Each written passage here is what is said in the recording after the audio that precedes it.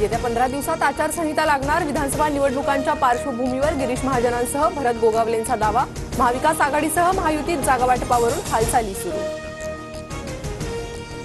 अजित पवार गट महायुतीत 70हून अधिक जागांवर दावा करणार। विद्यमान आमदारांपैकी कोणाचंही तिकीट कापलं जाणार नाही। देवगिरीवरील बैठकीत हमी।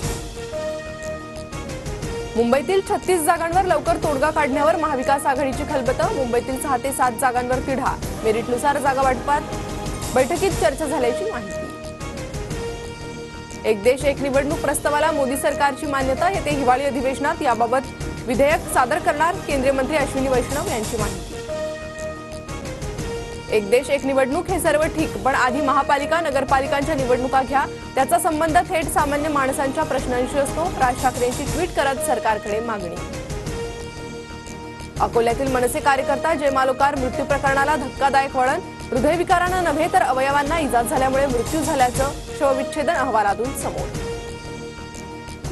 राहुल गांधींनी ओबीसी आणि अनुसूचित जातींच्या मनात भीती निर्माण केली आहे। माझ्यापेक्षा राहुल गांधींवर गुन्हा दाखल व्हायला पाहिजे, अनिल बोंडे आक्रमक।